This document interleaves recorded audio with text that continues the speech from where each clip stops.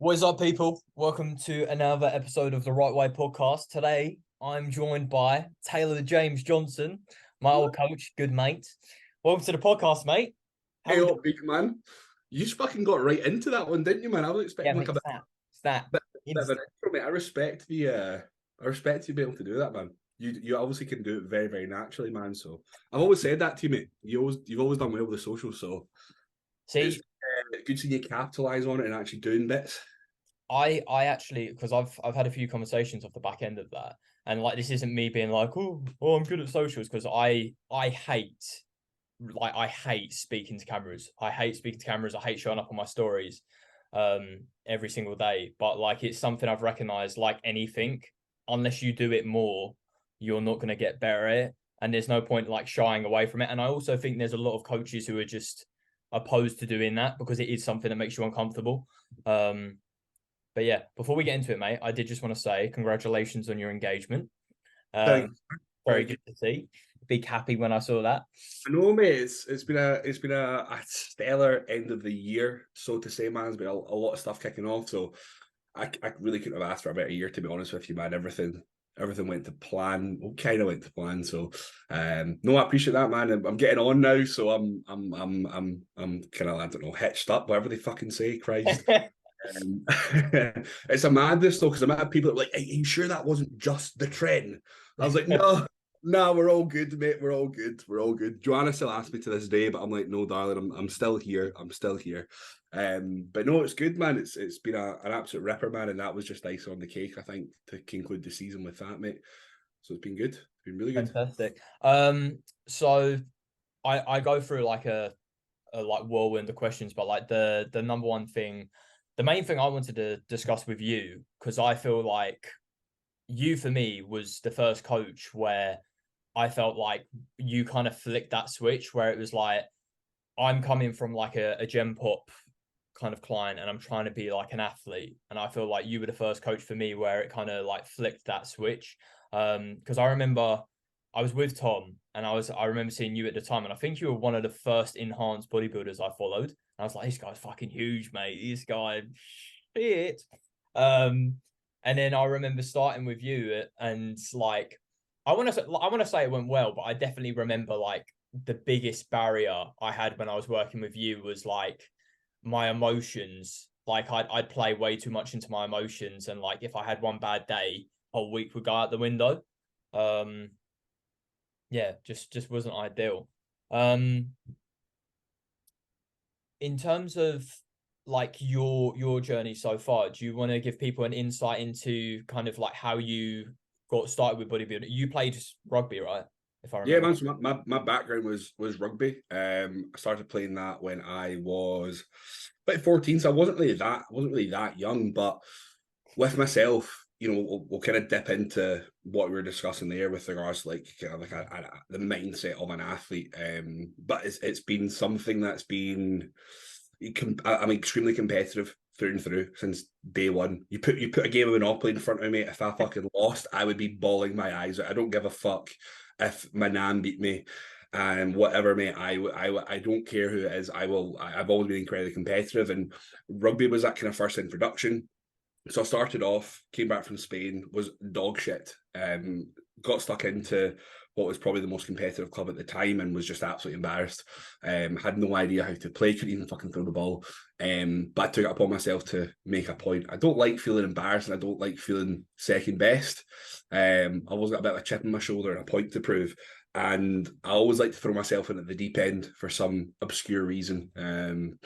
But it really, really kind of got things moving quickly. So from that, school rugby, then went on to district rugby, development rugby, played at a very high standard, and then just through injuries had to pull back. And I always had the strength and conditioning stuff in the background. That was always in the peripherals, and eventually got to the point where I was probably getting more enjoyment out of actual training comparatively to the actual rugby. And for like an idea, like I was always obsessed because I'm not that tall. Okay, well, like so I always played open side flanker. So typically the boys are pretty mobile, they're quite tall. I've always been pretty quick, but I just never had the size to match that. So for a young age, I was always obsessed with getting in the gym. I wanted to get in there. I wanted to try and make up some ground from a mass perspective because I didn't have that height. And if anyone's watching this thinking Taylor Johnson's a fucking midget, I'm like 5'11" on a good day. Okay, so I'm not. I'm not. I actually wish I was shorter because see if I was shorter, I'd be fucking jacked. But I just had like I was just so fucking immersed in the training side of things, and I was like chest day every fucking day of the week, which is funny because my chest is absolutely dug shite now. But I remember having a decent set of tits on me at the time.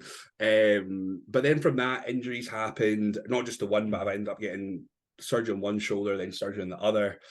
So my confidence just really knocked. And I kind of went through this kind of like awkward spot because of who I was associating myself with at the time. And again, this is probably a really good talking point if anyone's wanting to listen to it in terms of friend groups, circle associations. Yeah, 100%. When you're younger, you end up getting stuck in with them, acting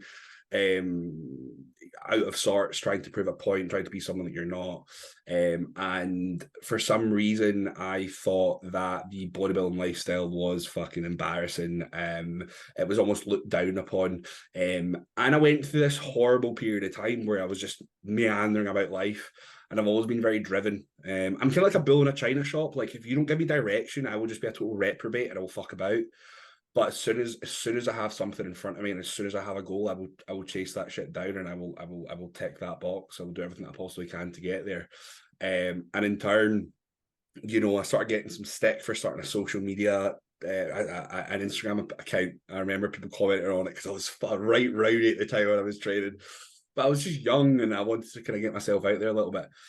And like I said, dude, I was a little bit hesitant to really fully immerse myself in the bodybuilding lifestyle. But then Joanna, believe it or not, everyone's like, did you get Joanna into bodybuilding? Joanna's my partner, if anyone's listening. And it was actually Joanna that got her coach before me. And, I just kind of wanted to give it a whirl, man. And my first coach, Andy Scott, AMS Muscle, his name is on Instagram. If anyone knows him, he's probably one of the biggest Scottish bodybuilders. Ridiculous. Yeah, mate. Yeah, mate. I'm Andy's prodigy, mate. I will continually say that, man. If I don't know if Kieran, the boy called Kieran Yusuf, watches this, he probably won't, but I'll share it and get him watch it. I'm the fucking prodigy. I'm the fucking prodigy. And as soon as I got in with Andy, everything clicked. I got incredibly well with him. He was more of a role model and a mentor and a friend above all. And having that relationship and having that support allowed me to back away from certain relationships and fully immerse myself in this lifestyle, which since day one I've fallen in love with, mate. Even talking about this now, I've just got some fucking goose and pimples. It's my life, mate. And since day one, or since I started with Andy, there's always been, it's just the constant process of it, man. And obviously competed for the first time, what was 3 years ago, following. Well, I've done a few preps now. First one was cancelled because of COVID, thanks. Then the second one, PCA first timers, won my class, won the overall, yeah, buddy. Then 2 years off, went back, threw myself at the deep end at a Two Bros, did the NK Classic, won novice class, won heavyweight class, and won the overall. Again, NPC blew my fucking mind. The intent was to test myself and see really where I sat, and I wholeheartedly believe that I'm one of the best up and coming bodybuilders up in Scotland now. And I can say that with confidence. And if I would never imagine myself saying that a year ago, mate. I have a degree of self-belief that may potentially come across as arrogance when I'm saying it out loud. But for me, you're backing it up though. Do you know what I mean? Mate, that self-belief I never fucking had until this year, mate. And now that I've got it, I'm not letting go of it, man, because it was people have told me how good I could have been in X, Y, and Z, but I never really fully believed it. I need to achieve things myself to really see. I need to see it myself. Yeah. And as soon as I got that little flicker, that was it then. And then a couple of weeks later, did FitX, came second, which pissed me off. But it is what it is, man. I'm just never doing FitX again. No, but hey, it's been fucking great, man. It's been really, really good, and here I am now, getting stuck into my off season. I'm currently about 5 weeks into a bit of a rebound phase, so I've got about 3 weeks left. Then we'll consolidate, hold for about 5-6 weeks, and then go back up again in the pursuit of some more mass. So yeah, that's pretty much the background in terms of the competing history, what got me into it, and where I'm at just now. But you know, if I think it all stems from just that competitive background. You know, played sport my whole life. I've always been quite a, don't want to say a selfish individual, but I've never really operated well in team environments. I'm very competitive, and whenever I found that someone's kind of lacking that, and it's the same with me as a coach. Lou will probably know that I'm quite a fucking hard ass. I come across as very playful and lovable, which I am. You know But when to put your fucking foot down, yeah. yeah, mate. But like that's the truth, man. Is it's like if I feel like something's slacking, man, I will lay down hands, Hmm. you know, and this sport, the coaching realm, it suits me beautifully, mate, and I'm absolutely blessed to do what I do. I love it, and I'm fortunate enough to do cool shit like this, man, and converse with ex clients and mates, man, after not having spoken in a while, and just pick up the shit, pick up where we left off. Yeah, no, it is cool. I definitely think what you said there about like putting your foot down, that's something I really struggled with, like even till like early this year, especially with clients, because I think like me as a person, I've always wanted to be like, I wanted to get on with everyone, but I've realized like if you're a coach, you've got to remember people are paying you for a service. They've come to you because they want a result. And you've got to remember that at times. And I think it's very easy, especially when you're first starting off, to be like, oh, it's okay that this has happened. It's okay that this has happened. But like I feel like you found that line with me, and that's kind of where Yeah. when I first came to you, I was just like lifestyle. I'd never really kind of like committed. Like I did a diet phase, and yeah, I got a good You did result. good, man. You did really good. You looked Mm. awesome. You looked awesome. But I think with you, you kind of like I never had the athlete background. Like I was just a fat kid, no confidence, wanted to get confident, got into the gym. I think when I saw, you know, within our relationship, I feel like when you coached us, like we became like quite close. Like we discussed like your background with rugby and stuff. And I think that kind of like lit the spark in the sense that I wanted to do bodybuilding because I was like, this is something I'm passionate about and I want to apply myself. Um, and what you said regarding like the circle you have around you, I feel like that's kind of come into my life kind of around, I'd say, late last year, early start of this year, because it was very similar with what you said with where you got lost. I feel like when I left you, kind of what you said you were going through there was very similar to me. Like I thought at the time I didn't want to apply myself because I was surrounded by all these other people, and I was like, I'm missing out on life because that's like what you're surrounded with. You're like, this is the norm, this is this, and everyone's like, what you're doing is fucking weird. You know, why are you meal prepping? Why are you taking all your meals here? Why don't you want to come out and drink with us? All this kind of stuff. I think having that in your head when you're like trying to battle, because I liked bodybuilding, but at the same time, you've got so many people around you saying like, this is weird. You kind of start to believe it in a way. And I think in my head at the time, I was just like, oh, well, I just don't like this. When in reality, it genuinely was like separating yourself from a circle. It's fucking hard. Um, The way that I kind of perceive it is it's like there's loads of little like social ecosystems. mm, So like how one group perceives another is entirely different based on whether or not you're inside that group or whether or not you're spectating from the peripherals. So, like you said there, your friend group were saying, why the fuck are you doing this? Why are you doing that? Come on out, let's just go, let's get pissed. It's like, well, I'm sitting here with the friends around me and like the friends you have around you thinking, it's a bit fucking sad that you boys are going spending all your money on this every single week without a penny to show for what you're doing. Granted, you know what we do is a very costly way of living, but and our money's getting put into other avenues. But there's we're actively bettering ourselves in some manner. mm, Okay, we are investing in ourselves, and we will eventually be you know paid back in some manner. You don't get paid back for the amount of kit you can take on a fucking night out, mate. You know what I mean? Like you I don't. know you get the trophy visuals probably, but Yeah, I know exactly, mate. Exactly. Take enough Anadrol, mate, you'll be sound. You'll see anything. Okay, but my point is it's like I don't know like who your demographic is that listens to this. If it's a younger audience, then that's fucking great because mm, you know there's so many individuals, and like I said, a lot of coaches will.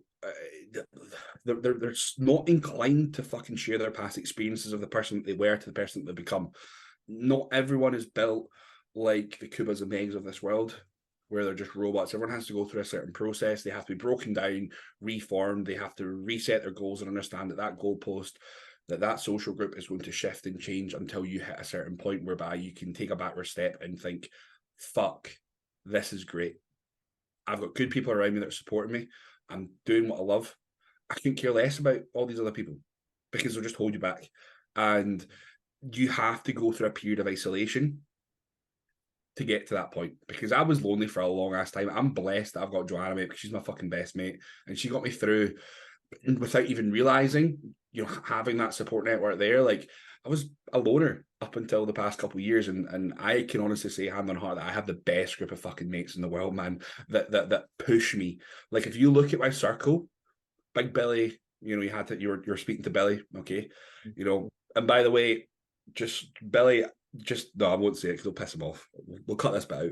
Just cut this bit out because I was going to wind them up here. But anyway, I've got like Big Billy. You know, I don't know if you know like Big Blair. Like all these boys, like they actively push, challenge, and test me and make me want to do more. Even when I go on like socials, even when I see you, man, like you know, like I can tell when you're having a good day and I can tell when you're having a bad day because you're on at your socials and then obviously you disappear off the face of the earth. And then this happens. Like I'm very good, and that's something I pride myself on. Like you said, I was able to connect with you and get and reframe your mindset to sort of think like an athlete. Now, like you said about talking to clients a certain way, how I cope and how I managed you at the time was very different than how I managed the next person. Yeah. Okay. I talked about this in my story today, actually, because I feel like, especially with young coaches, they just think like every single situation needs to be managed the exact same way because they've seen like JP say like this has to be done this way. Whereas like as a coach for me, and I think again, like I've learned this from every single coach I've worked with, and I feel like I've been very blessed with the kind of caliber of coaches I've worked with, where it's like you as a coach need to recognize every single individual situation needs to be treated as an individual situation.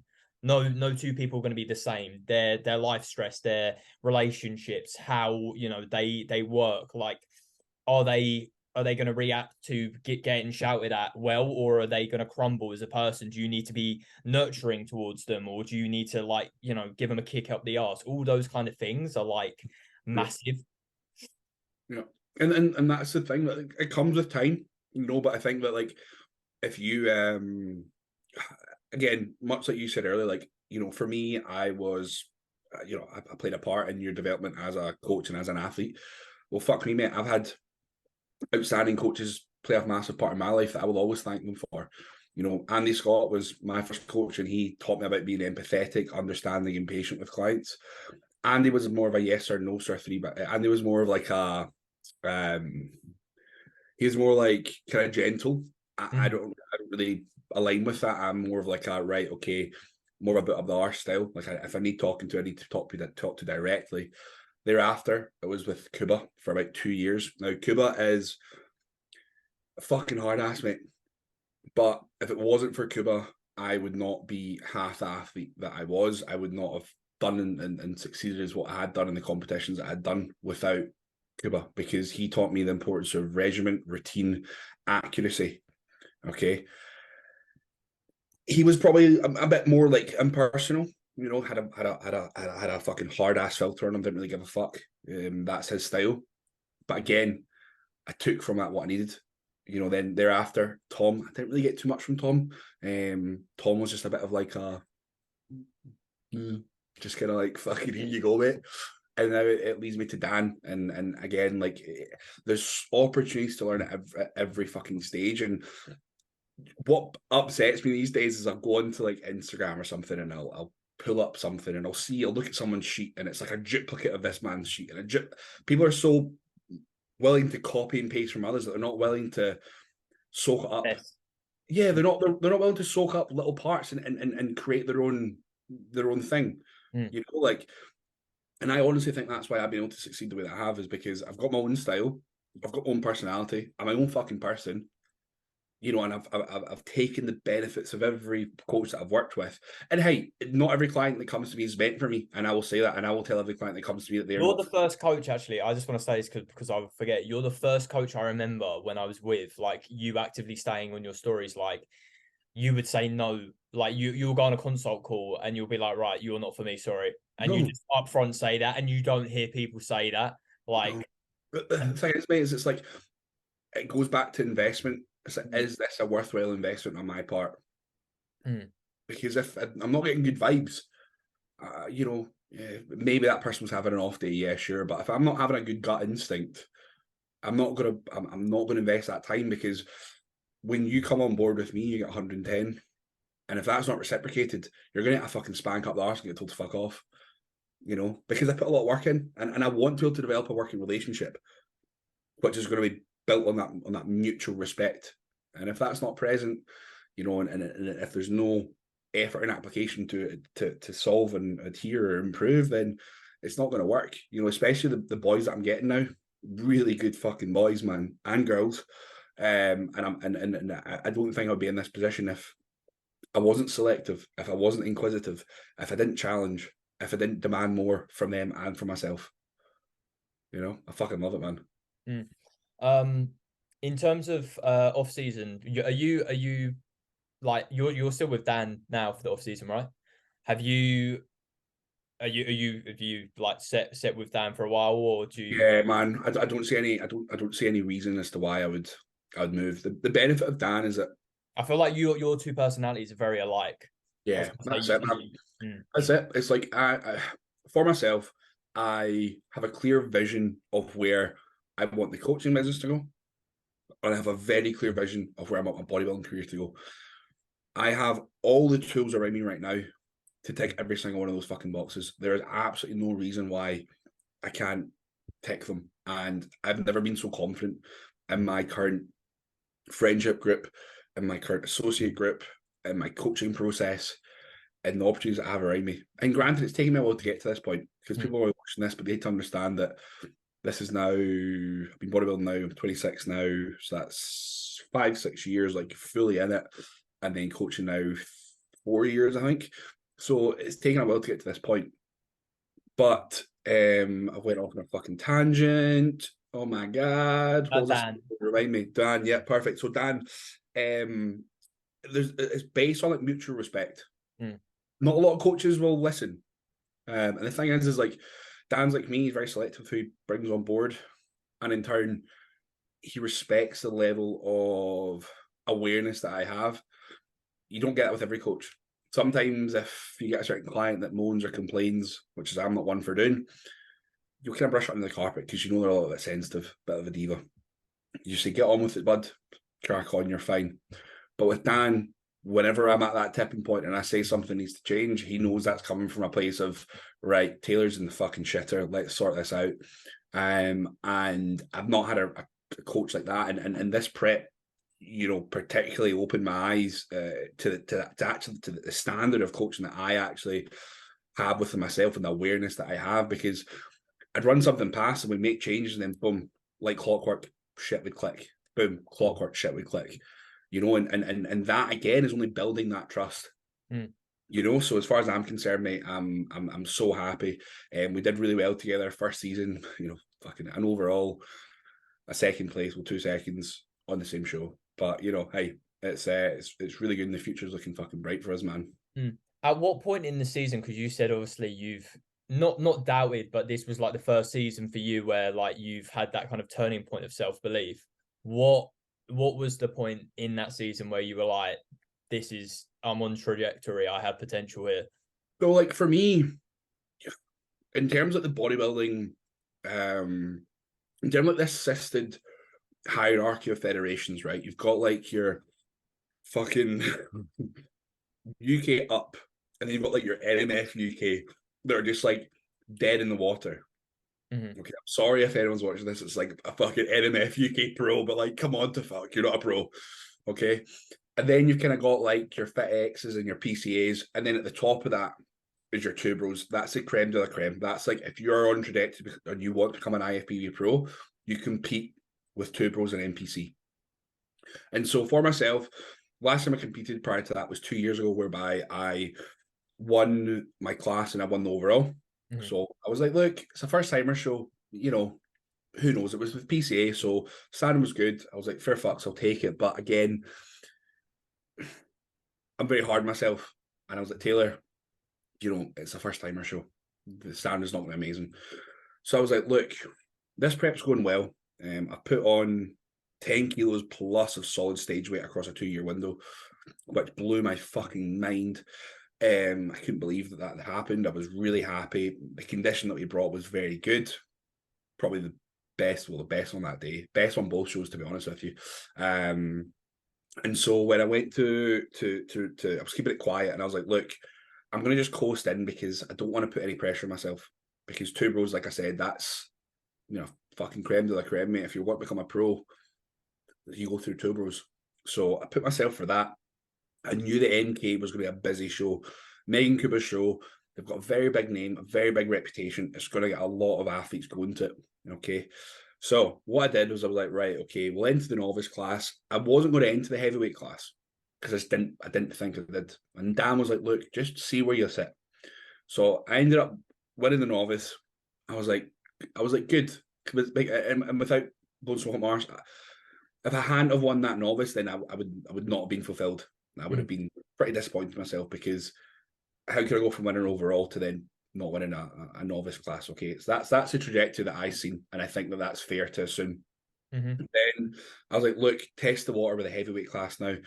Bear in mind that the heavyweight class, the weight cap is going from this to this. I was kind of coming in at like the lower end, so I really had no idea. But I knew my condition was on point. I knew that no one was. It's going to be hard to really come close to how people I got.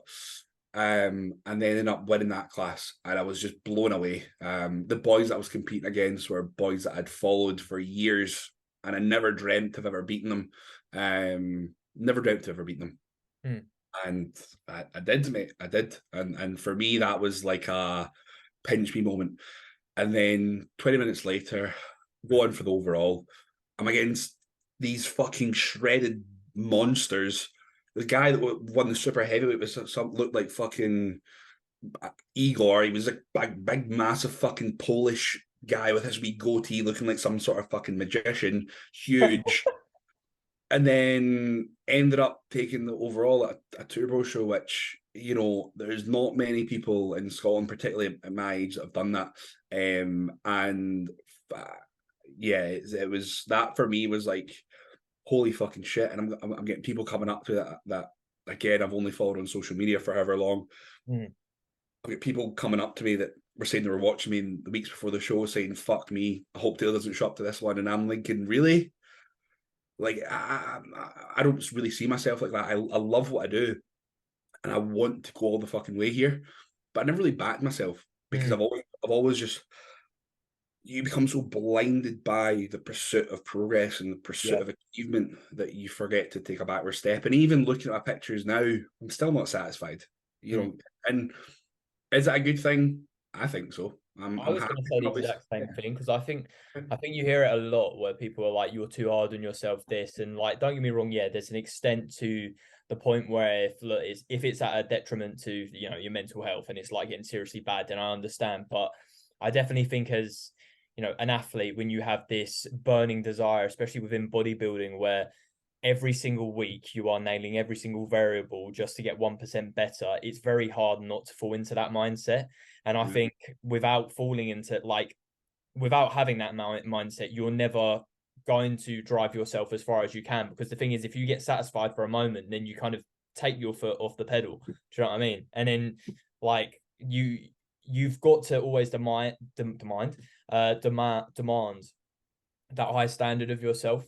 Would you say that's like a big piece in kind of how you to where you are? Mean, something like I always say is like, look, like I will always like demand excellence upon myself, but I will never assume that I'm going to go and win. Like I never will. I will set the standard, and I will go in with the expectations of producing the goods of doing what other people won't do, because you're going to get a lot of people that will claim they do X, Y, and Z, that they will sit and they will look at a fucking screen and tell you how on it they are, but I know for a fact that they're not.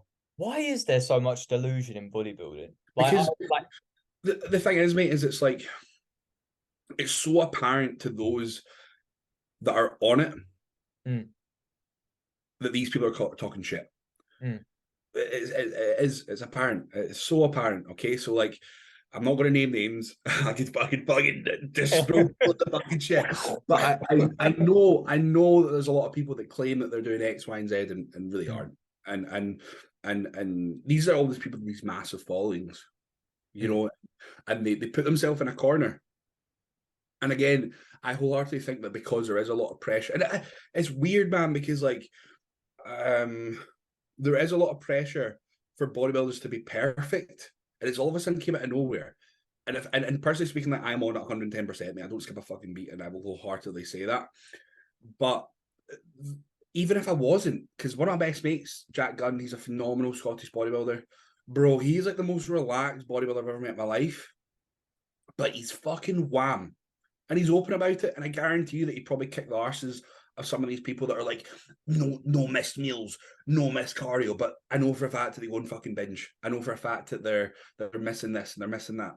You know, it's like there's so much fucking pressure put on these people, and it makes people that are just getting started feel very intimidated and very worried.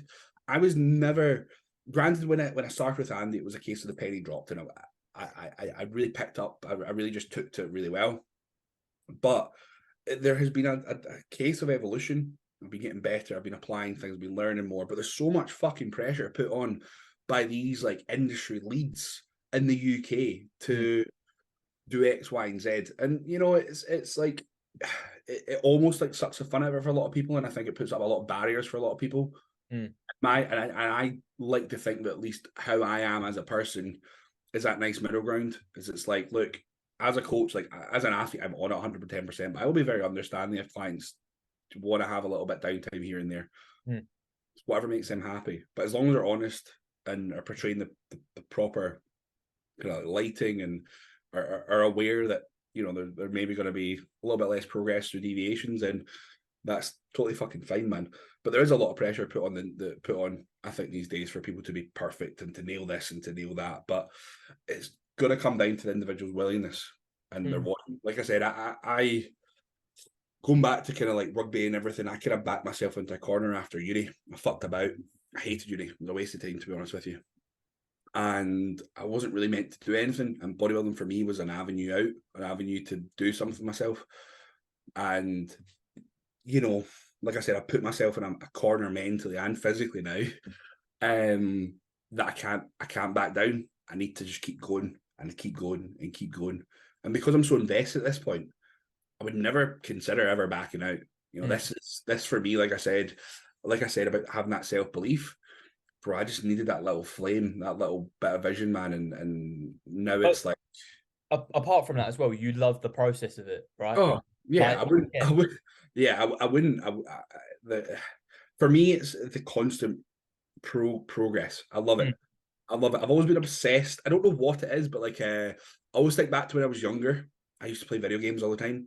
And whenever I get a new game, I would not start the other game until I'd achieved 100% completion. And what I mean by 100% completion is 100% completion on the video game, and then 100% completion on all the trophies and all the achievements. So, fuck knows how many games I had, but like I would, bro, I had one game. yeah, mate, I had loads, mate. I had like all the achievements, all 100% completion on like GTA, fucking Skyrim, Game the was Witcher. through the roof. Games that are like take like fucking 150 million hours to complete, and I would just sit and obsess and obsess and obsess, and I kind of perceive bodybuilding like that. Yeah, it's like real life gamer stats. Yeah, it's like the muscles are getting bigger. You know what I mean? Have you seen that? Yeah. So it's like, it's almost like, okay, well, I've completed this, on to the next thing. And that ceiling is so fucking high and so extensive that there's so much opportunity. And like for me, like I'm not that arsed about my physique. Like it's cool getting big, but like I just enjoy training. I enjoy the food. I enjoy the force feeding. I enjoy the hunger. I enjoy the training. It's snowballed into something that I never imagined it would be, and I'm eternally grateful for bodybuilding, because if it wasn't for bodybuilding, I don't know what I'd be doing, mate.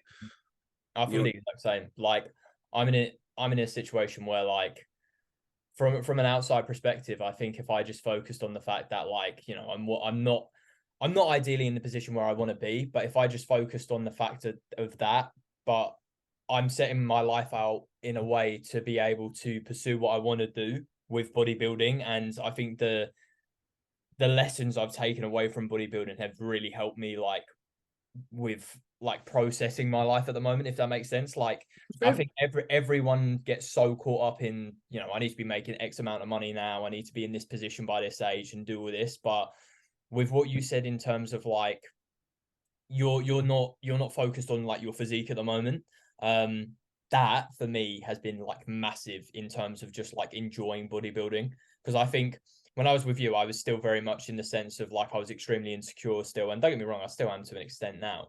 But I think I now do bodybuilding because I love the grind. I love the progress. I love nailing all my variables. I love making sure like all my macros are nailed and I'm progressing every single day. And anything I can do to improve that and to just be like as cringe as it sounds, like 1% better, that is like my why every single day. And even like starting to work with clients now where I'm starting to see progress within that and starting to attract that kind of demographic, that to me is like the only thing I want to focus on at the moment. And I think when you take that pressure off of your physique, like don't get me wrong, of course, if you want to be competitive, of course you're going to have some desire within your physique to look a certain way. Like that's how it's going to be. But I think for anyone like I think the delusional side where you see all these people saying like they've been bodybuilding for like a year and they'll be like, oh, pro cards in 3 years, pro card in 4 years. And I'm like, just get your feet wet, like it, see if you even enjoy getting on stage. Because I feel like so many people are just like, oh, I'm gonna turn pro. They haven't even competed. And like, don't get They me wrong. don't, they don't know how rough it is, mate. They don't know Like how even I don't know, and this is why I never play. Like I'm never going to be one of these people who's just going to say, oh, I'm going to achieve X, Y, and Z. And even though, like you said, I feel like we're very similar in the sense where I put a lot of pressure on myself to achieve to high standards, but that's just because I feel like I've seen that from I think I've got that from my dad. Like I've seen how hard he's applied himself in life with kind of the circumstances he's been given, and that's translated into my life. But I think being delusional to the sense where you think you're going to be a champion, you're just setting yourself up for failure, and it doesn't make sense. Just enjoy it and see how it yeah, goes. that's pretty much like why I kept my season pretty quiet, mate, Mm. because I don't I think that like the less pressure you can have at least externally, because there's only a few opinions that truly matter, but you should always, like I said, have that internal pressure on yourself, that standard that has to be ticked. Okay. But the biggest change from last prep to this prep was just going with the fucking flow, man, and relaxing and not being so uppity. And it made me have the fucking best prep ever, mate. I was having loads of fun. I was still enjoying training. I was still a pleasant to be around. Whereas the last one, I was a fucking crabbit little shit. You know, like, and again, it comes back to that kind of like evolution. Like, okay, I've learned from this. What can I apply to this one? And like you were saying about your coaching position that you're in just now, it's like, look, I've known you for a while now, mate, and it's taken you this long to get to here. Mm-hmm. And it's going to take you a little bit longer to get to the next point. But you're going to look back, and every decision you've made will have got you to that position. Mm-hmm. And you'll be sat there thinking, well, fuck me, man, there was a lot of shit that went on, but life's got a funny way of playing out, you know?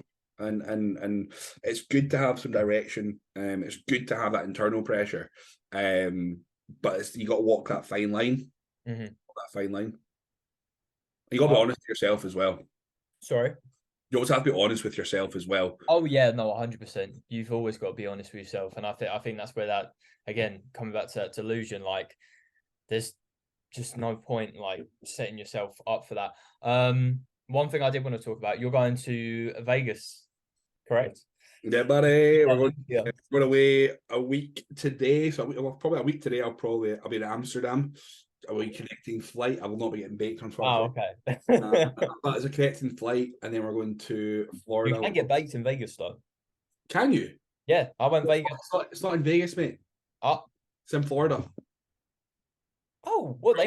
It's in Orlando this year. Oh, mad! I didn't know that. Next Crazy. year, next year we're back in Vegas. Oh, okay. How And come I've got I moved it for 1 year? So with COVID, they moved it, and then it's Oh, okay. moved it back to Vegas, and then for some reason they fucking moved. I don't know understand why. Mm. But it's going to be awesome, mate. I'm going out with Ozzy. Big Billy will be heading out there, so we be spending time with him. I don't know if he's told you or not, but we'll be No, meeting up. I didn't know that. That'd be sick. That'd be sick. Yeah, man. So I'll be hooking up with Billy there. Big Dan's going, so Dan Bastick's going. Oh, the Romana whole team. partner is actually competing at the Oh Olympia. shit! Yeah, she is. Yeah, so we're gonna be. It's gonna be cool. It's gonna be really cool, mate. That's It's sick. it's gonna be unreal because I never thought I'd be going to Olympia, and then I never thought I'd actually personally know someone who's competing at the Olympia. Yeah, that's quite wild. So it's like, again, it's one of those like pinchy moments in terms of my life has progressed to a point where I'm like associating and around people that I never thought I would, Mm. and having people that caliber around you, man, scares the shit out of you in a Mm. good way, but they're good people, So I can't wait. It's gonna be awesome. It's a fucking dream come true to be going and doing that sort of stuff. Like I said, this year's been unreal for me. There's been there's a big boy. He's probably Nice. going to say hello. But like I said, this year's been unreal, and this is again another little icing on the cake. So really no qualms, but it's going to be epic, mate. Like I said, we've got tickets for Friday and Saturday, so we'll get to see. I can't wait to see Chris Bumstead. I'm going to be there. I'm going to be like, having a laugh. I know, I know, I know, man. Shave a mustache just so we can notice you. Oh well, it will be caught to November, and I do always do November. So I thought about doing this for a laugh. I thought it'd be quite funny, but I don't know. I just you're feel like you're like a bit like a junkie. I think you're a bit too pale for that, man. yeah. Do you know what I mean? I feel like I just look like I'm begging for crack. I mean, I, yeah, I look like I'm just fresh off the boat. yeah. You So look like Pablo, mate. yeah. So Uh, bad. It'll be just as bad. But no, mate, I'm really really excited, man. Like I said, the end of the year's been great from just everything. It's been a really really nice one, and I've got a lot of people to thank for it, man. It's just as much a win for me this year as the people that are around me and support me, and that's the biggest fucking take home, mate. If anyone's ever listening, is just make sure the people that you're around, mm, good cunts. They're not wasters. If you have to be lonely for a little bit, mm. be lonely because long term you'll be a lot happier.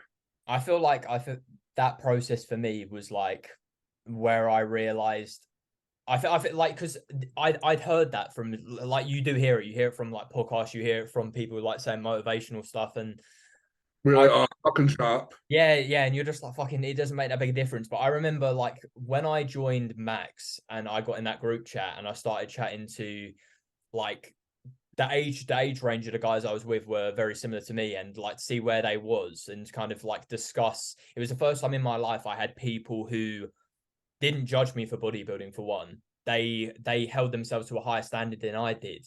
And I found like that for me was such a big thing to have someone who's working harder than me, but is passionate about the same thing. You then demand a higher level from yourself. Yep, And then exactly. it's just a knock-on effect. And then it's like you're all competing against each other to demand the best. And that's where you're like, holy shit, there's so much more to what I thought possible of myself. Like it's Yep. crazy the And knock-on effect it has. it's not even just with bodybuilding though, is it? It'll be like with your No, it's coaching, life in your general. social media, and you'll be picking up little things from here and there. That it's you're at that point now where you have that self-awareness and you have that capacity to take a backward step and soak it in. Hmm. And like I said, it's important that every little thing is a learning curve because everyone has something to offer. Hmm. You I know, think and I these think and these podcasts for you will be fucking invaluable as well, man. yeah, Just talk mate. to I people. was literally about to say this is Yeah. one of the reasons like I'm so grateful for this because I can speak to like really high level athletes like yourself. I can pick your brain and I'll be able to apply this knowledge throughout my life. I'll be able to I feel like for me, especially to like I do have aspirations to prep next year. Mhm. And I feel like especially when like I don't know. I'm in the like in the trenches, in the depths of that. Just being able to listen back to this kind of stuff, like getting advice from people, will be very very helpful. And just all the knowledge bombs and just developing good relationships with people in the industry is just invaluable. And Yeah. like out with like the whole mental side of things, was there anything bodybuilding related you wanted to kind of go into or pick your brain about that you were a bit like, I wonder. Um.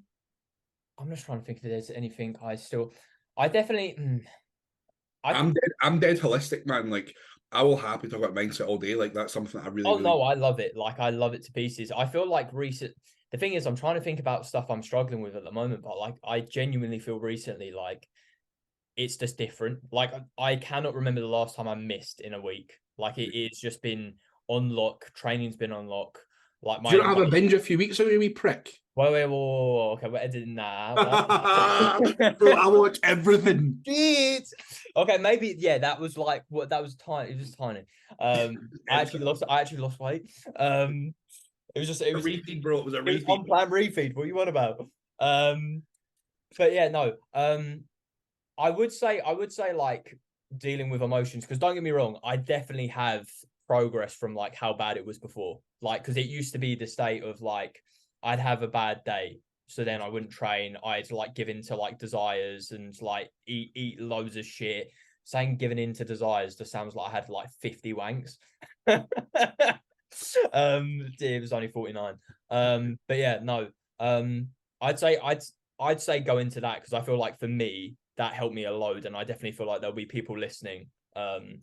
Emotionally, like the easiest thing I can say is you need to be able to separate your bodybuilding goals or your athletic goals or whatever goals you have from your life. Hmm. You have to be pretty fucking cutthroat. I can be very cold, particularly on prep.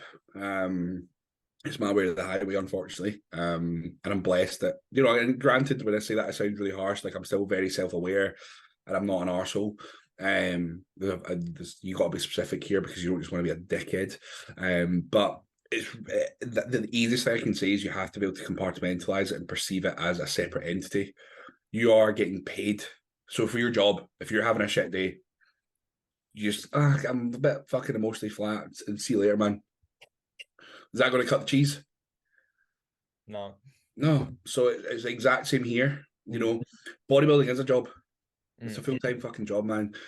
You've got meals to have on time. You've got water that needs to get drank. You've got sessions that need to be done. The car that needs to be done. You've got a sleep-wake schedule that needs to be adhered to. These are non-negotiables. Granted, you can have a little bit of variance. So if I'm out a meal by half an hour, it's not the end of the fucking world. Okay. But if, for example, and again, it's important to be able to differentiate between different classifications of stress. So let's say your nan passes away and fucking you got to go to a funeral. And nah, I'm just going to go to the gym. Be fucking human, be understanding, okay? But when you're getting yourself in a tizzy, understand that that's going to create this mass response internally, which is going to be so counterproductive for you. Digestion is going to be fucked. Cognitive, you're going to take a massive dip.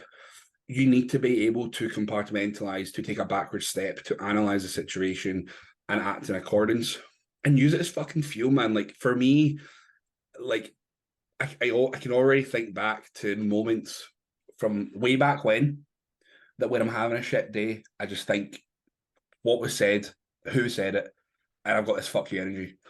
Much like when I competed there, I'm thinking about who I'm competing against, how they were looking, was there any passing comments made thereafter, how were they on socials. I'm soaking up everything and I'm using that as fucking artillery.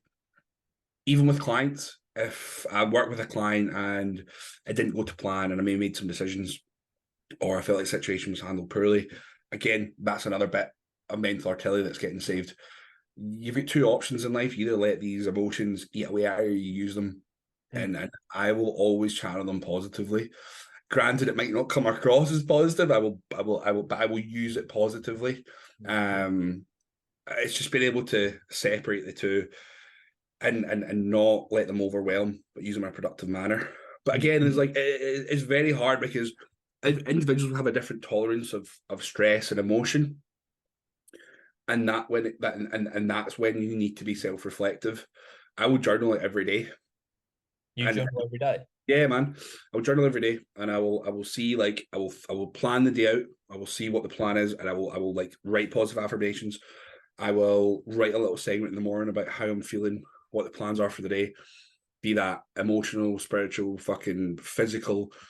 I'll write it all down, and then at the night I'll do a recap, and just having that like reference point You know, is this actually worthwhile stressing over? Mm. Okay, can I control it? Yes, no. No, tough shit. Yes, right. Okay, let's see what we can do. How impactful is this going to be? Am I going to be thinking about this X amount of years from now? Chances are probably not, you know, unless it's something really, really fucking heavy. Mm. So like I'm constantly going through these like kind of like mental arithmetic loopholes in my head. You know, every and the whole like self-talk. Like I speak to a boy called Elliot, so I have a sports psychologist that I speak to every week. This was That's something, crazy. That's quite yeah, crazy. yeah, mate. Like for me, I said this like for me, like I The am. standard, the standard you're like, I get it. Like it makes it, I don't mean like mad in the sense of, oh, that's crazy. I just think like Yeah. you can just tell like there's levels and Yeah. So like I'll speak with Elliot once a week, and we'll do vision, we'll do imagery work, we'll discuss how I'm feeling, we'll do routine based work. Um, it's really just a moment of reflection. But since doing that, that's been like a game changer, man. Like I said, like that it's an amalgamation of facts that get you to a certain point in life. mm, And I've said this to you so many times when you're working with me, is it's like if I knew what I knew when I was your age, I'd be 2 years ahead of where I am. mm, You know, like you are in such a fucking good position because you're young and you're engaging and you're putting the fucking mahi in now. mm, And like I said, you've got years on me, mate. And I wish that I'd done all this stuff when I was younger because I would be a whole lot better than what I am. I'd be a better athlete and I'd be a goddamn better fucking person and I'd be a better coach for it as well. mm, You know, and the psychology behind it is in bodybuilding is everything. Like I have realized that the less stressed I am and the more organized I am, the better bodybuilder I am. mm, You know, and like I said, similar to you, I've created this life around my own selfish reasons. mm, It's just fucking awesome that I'm able to do what I do, help amazing athletes that have a great buy-in and have a great buy-in in them. And yeah, it's fucking cool, man. I'm very lucky, mate. I'm very lucky. Granted, you have to work to get to a certain level, and I'm mm. still nowhere where I want to be. But like I said, mate, you know, when you look back at the stages of your life, it's all similar, mate. You know, none of this shit happens overnight, and that's what I love about bodybuilding as well. Is it's like when you get started, you start seeing little progress, and then when you look back on 3 years, you're like, I fucking hate that guy. This is sick. I wonder where I'm going to be another 3 years from now. This is And like, no, go ahead, go ahead. I was going to say, and that's the vision that fucking excites me, mate. This is like the place I am now. This is why I'm like genuinely buzzing, because if I look at where I was last year in terms of like I was 85 kilos. I think I was eating 750 carbs. I'm now what? I mean, I'm a lot lighter. I'm like seven. I think I'm still hovering around the 70s, and I'm eating, I think, nearly 4,000 calories a day, 650 carb, and my weight's still going down. And this is like the leanest composition I've ever been in, the most muscle I've ever held, and the most consistent I've ever been. So, and the thing is as well, I caught myself on this the other day because I remembered this is also the first time I'm being consistent with like putting out content, showing up to stories. And I remember I used to have like similar where I'd set out goals and it would be like the idea of doing like one high quality edit post where it's like me speaking to the camera and then like two other posts in the week. I was like, that would be great. And now I'm doing like, I think I average around 5, 6 alongside podcasts and all this other stuff. And I'm like, it's life moves very quickly. And like I think it's very hard sometimes to take a step back and kind of be like grateful about kind of how far you've And I come. bet that level of work would have stressed you out before. Oh yeah. Oh Whereas yeah. now Oh you're yeah. like, Oh, damn. granted, you probably get a little bit of brain fog here and there, Hmm. but like you're handling it very well. Hmm. I It's was just acclimatization, mate. You get used to it. Same with the food, same with the physique. hmm. It's And like bodybuilding is fucking awesome because it's like just the rules of fucking life. yeah. And It's like if you're organized, if you put the fucking 100% in, you will see improvements. It's in everything in fucking business, relationships. Like bodybuilding is just like is literally just like the sport of fucking life, mate. And it offers so much more than what people realize. hmm. You know, meatheads are pisses me off actually because like if you genuinely speak to like a very successful bodybuilder, they've got this shit on lock. Hmm. Granted, they're a bit fucked up here because we all. Yeah, That's why we get in. That's why we do bodybuilding, mate. Because yeah. something ain't fucking right. Okay. Yeah, you But got to be fucked up to go to the gym every single day and rip your body. but we use it, in a productive means. Okay, because if we didn't, maybe some fucking reprobate doing some stupid it's about channeling it into the right places. Oh. I was going to say, mate, if you had any advice to give to me as like being a coach and developing myself as a coach, what would you kind of a little sprinkle of tailor knowledge? From the outside looking in, mate, you're doing everything right. You're talking to the right people. You're associating yourself with the right people. You're trying to promote yourself. You're investing in your own bodybuilding.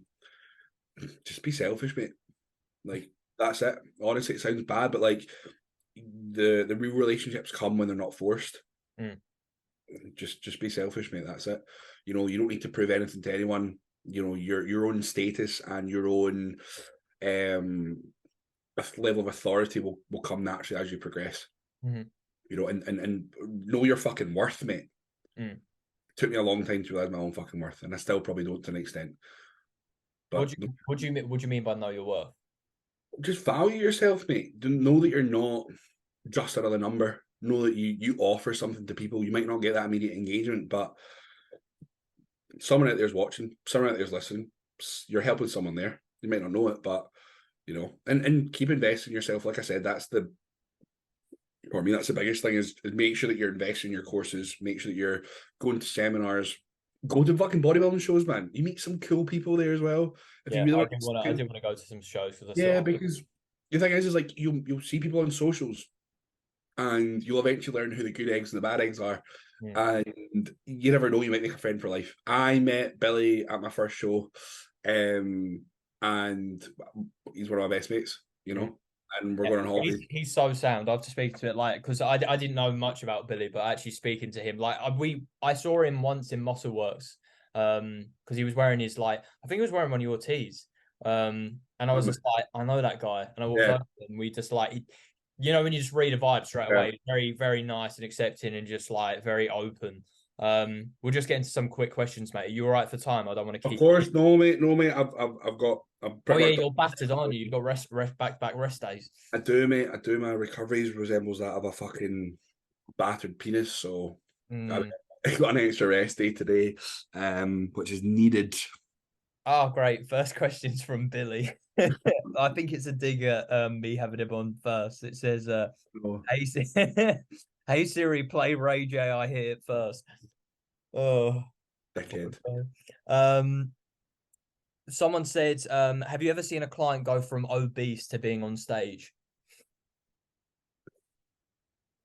Rarely, mate. Not that I've coached. The main issue being is that you're going to be part of 1% if you're that person, and see if you're that person, man. Fucking props to you, because honestly, man, I find that like extreme fat loss clients are the most challenging, purely because the time it takes to get them to good levels of body fat. People forget that getting extremely obese is a byproduct of years and years, even decades of neglect, and they think they can fix it in 6 months. Motherfucker, it's going to take you years to get that sorted. So you don't see it very often, but it can be done. It can be done. And some people, like, again, without like, typically a lot of people when they go to compete and they're heavily obese, like they'll have a lot of loose skin, things as such, but that's going to be a process of just repeat diet, and it'll eventually tighten up, but like you're still going to have a little bit of loose skin, so you're immediately going to put a bit of a disadvantage. Again, I know that sounds a bit fucking shit, but it's honest. Yeah, well, it's important. It's like, so who did I can't. I've done so many podcasts now. I actually forgot which episode this was, but we were talking about how oh, my mind's gone completely blank. Fuck's sake. What did you say? What were you just talking about? The obese client. Right, obese client. Loose. No, it was something you said at the end. I can't loose remember. Skin, get it on and off. Years of neglect. I can't. My brain's gone blank. I'm sorry. I know. Fine, don't worry. Move on to the next one. We'll pick up. For a second. Someone said advice for rebounds. Don't eat like a dick the first 2 weeks after a show. So like what I would say with like a rebound is, first and foremost, make sure you have a plan in place post show.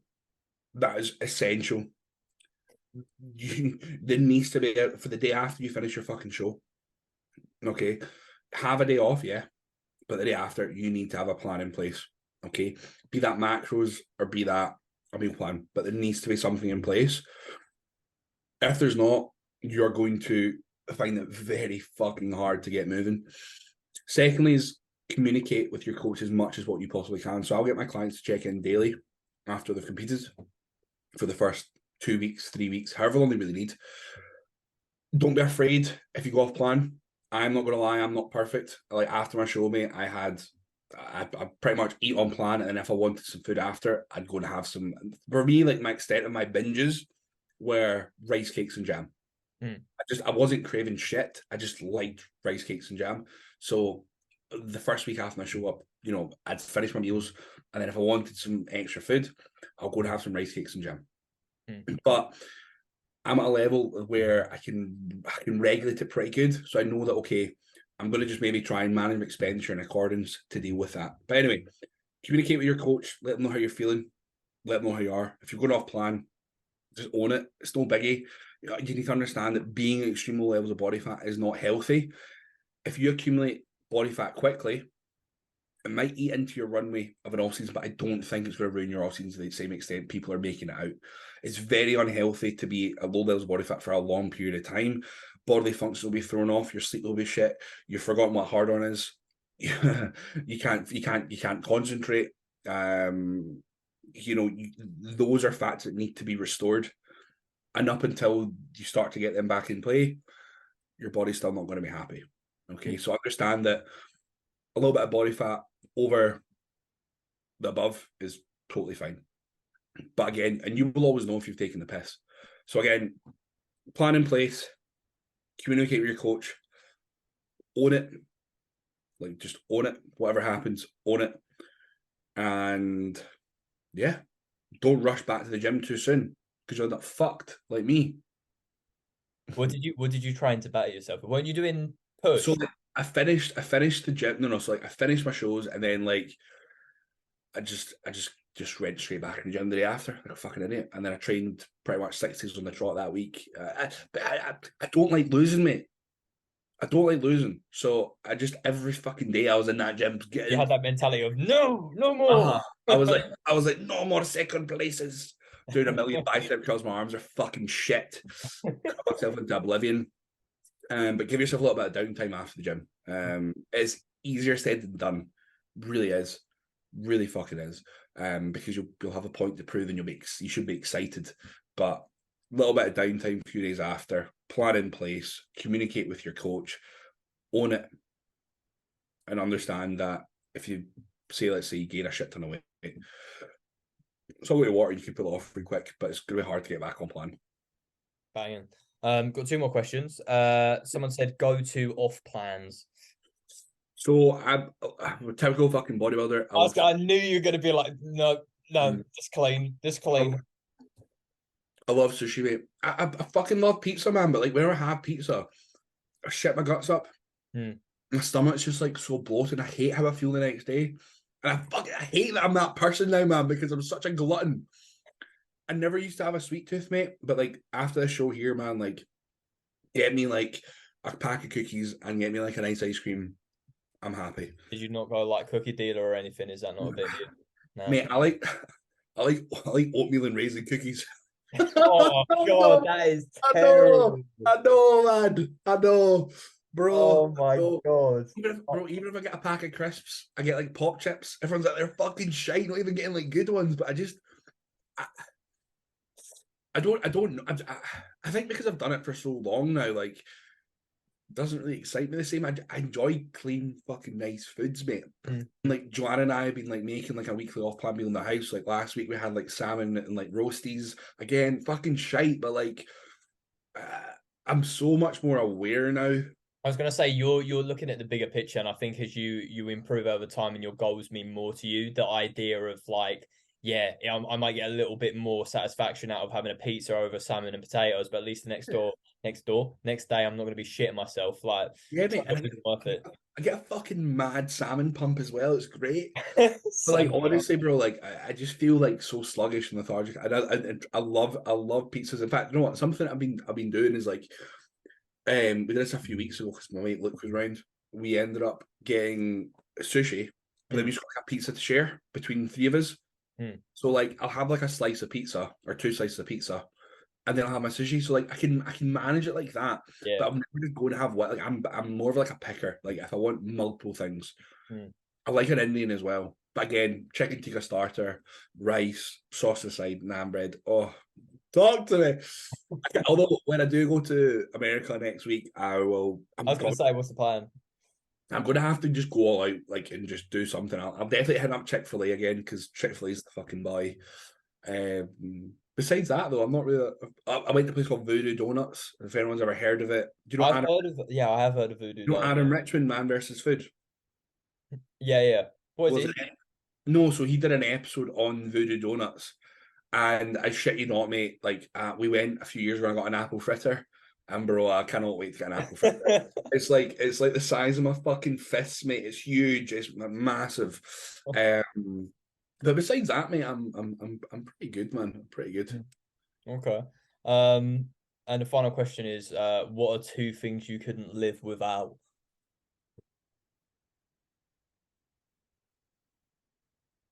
Oh, fuck.